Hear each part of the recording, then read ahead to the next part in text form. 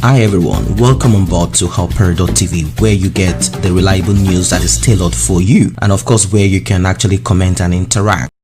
A lot of people are kind of divided between keeping Nigeria as it is. Some of them talk of restructuring, while some talk about breakup. There have been several arguments and people have kind of posited a lot of points here and there as regards this. It depends on your view, where you stand, your social status, your understanding, your level of education, how old you are, and many factors determine how you will respond to this issue of Nigeria. The first question I ask a lot of people is this: what does Nigeria mean? Did you name yourself? Ghana named themselves, so they know what Ghana means. Zimbabwe named themselves, so they know what Zimbabwe means. And many other countries that the colonial, wicked, greedy people named according to their, whatever it is that they needed. It was simply a business center for them. And aside this, the country itself, according to the amalgamation, has expired. Nigeria came to be in 1914. The name Nigeria amalgamating the North and the South, 1914. And it is a contract of 100 years, a business for them. Until date, somehow they kept mute, the military acted in certain ways, and they kept it the way it is. Pastor Adeboye talked about restructuring and not division of the country. Why? Probably he has looked at certain complexities that exist in the framework of today, Nigeria, or in the past also. People said, if you break, what is going to happen? There's going to be a lot of issues here and there. Ethnic issues, even in, let's say, for example, Lagos State. There are still some people in Lagos State who are Lagosians, and there are still some people in Lagos who claim that those ones are not Lagosians. And they say, what is going to happen to them? Are they going to have one nation? Is that possible? So these are points that people have brought up. They said we need to deal with certain things. For example, in the southeast of Nigeria, no matter how hard these things might sound, let us be sincere to ourselves. If we need results, you'll find an Anambra man looking down at someone from Imo State and saying, your men are this, your men are that. These are things that we all grew up to hear and see. An Anambra man feels superior to an Imo man. An Imo man feels superior to an Abakaliki man or a Ebonyi man. This is how it is. So, I'm talking about the ones that speak Igbo now. I'm not even talking of the South people who do not speak Igbo, the ones that do not speak Igbo in Biafra land, who back then after the Aburi Accord weren't feeling comfortable because they see themselves as minority and they cannot put themselves together with the majority as they believe the majority will oppress them.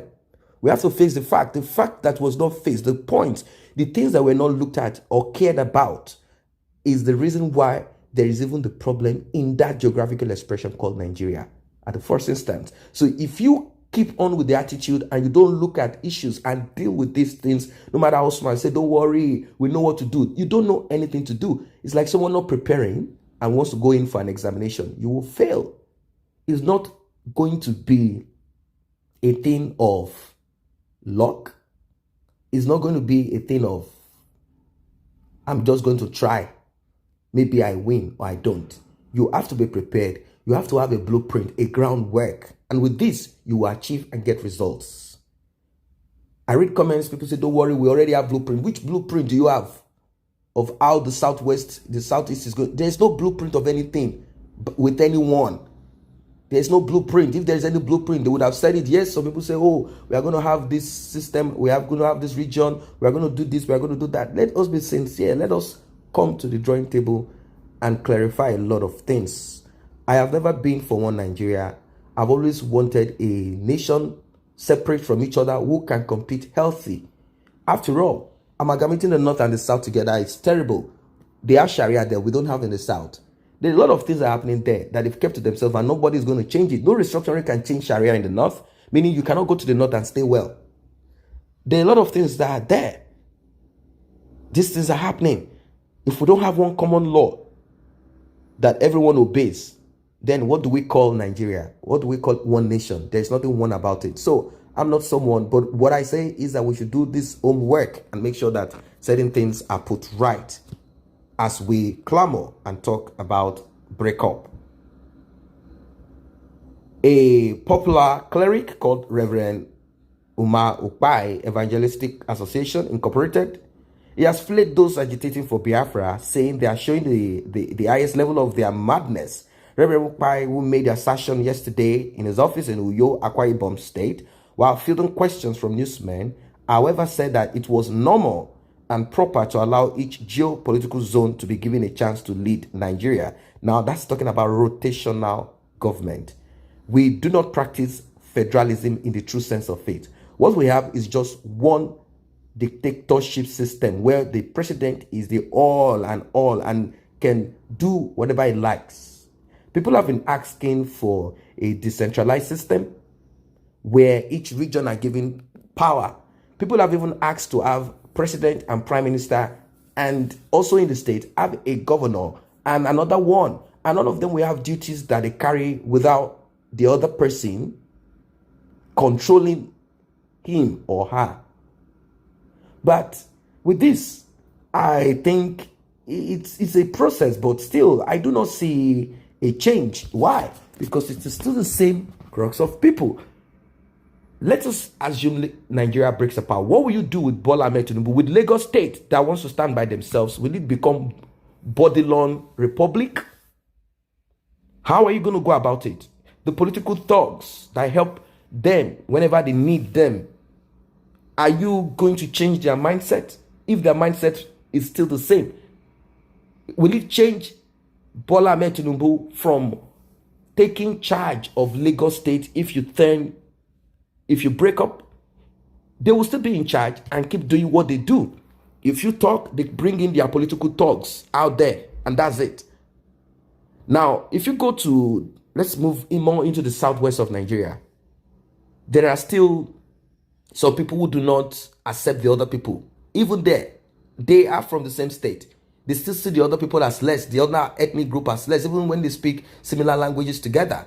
You know, these things are all over the place. Not to talk of the minorities when Nigeria breaks, because the minorities are already panicking.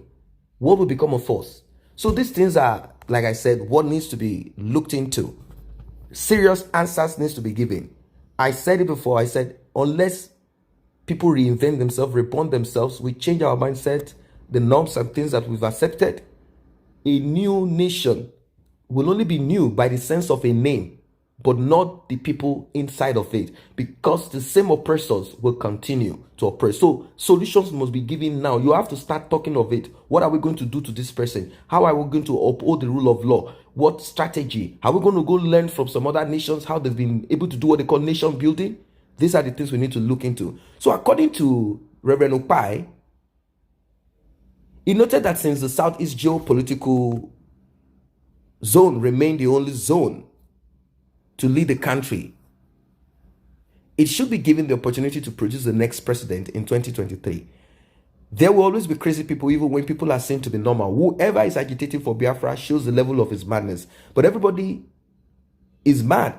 The difference is the level of madness, Ukpai said. Reverend Ukpai expressed disappointment that at 60 years of Nigerian independence, there will still be divisive elements holding the country apart. He said unless Nigerians begin to love one another and respect one another and coexist peacefully, no meaningful development and progress will be achieved, stressing that in Nigeria, we are in a hurry to reach where we are going so much that we have no regards for each other, no time for each other, and no love for each other. As a nation, it is only when we begin to love that which we have that we can develop. But in Nigeria, we don't care whether one person eats or not. If we have no respect for one another, it also means we don't care for one another or know if we exist or not. Now, reacting to the question of the statement of Pastor E. Adeboye, RCCG, on restructuring, Ukpai said, I don't think that E. Adeboye is not entitled to his opinion. He's a man of God and he must have seen what happened during the Civil War, which guided him in the deductions he made. But to me, everybody is entitled to his opinion. So, guys, I don't know what your thoughts are as regards this of Reverend Ukpai. He's a respected evangelist, and he's saying Biafra agitation is a no to him. According to him, Biafra agitation is a no-no to him, probably as a result of the civil war or some other factors that he is kind of looking into, probably the issue of corruption and the people you are going to break with. Do we remain as this fraud together as one, more complex, or do we break this big fraud into a smaller portion and see if we can decomplex it? That is the question I want to ask from you. Do we remain in that complexity of this one Nigeria? That complexity is not just Hausa Fulani or its men alone. That's just one of it. What about the corruption? Your state governors. What are you going to do with your state governors? You've been in politics for a long time. Who are the new people that are going to start politics in your new nation? Who are the people who are going to control the arms of affairs? How? Do you trust them? Are they not going to repeat the same thing? These are questions that a lot of people want to find out. And they are not just they don't want to find it out by being in a new nation to now start experimenting it. They want to be sure of the next level. What is going to happen to people who commit crime? Who are the people who you can trust that will be at the ends of affairs to make sure that no one practices nepotism, monopoly, and ethnicity or any form of ethnic crime, preferring one ethnic group or one town, one village to the other? These are the questions that people want to find out. If you have answers to this, please do drop it in the comment section. I say a very big thank you to those who have taken time to subscribe to this channel. And if you're yet to subscribe, kindly tap on that subscription button and also the red bell icon so you will be notified whenever videos such as this are uploaded.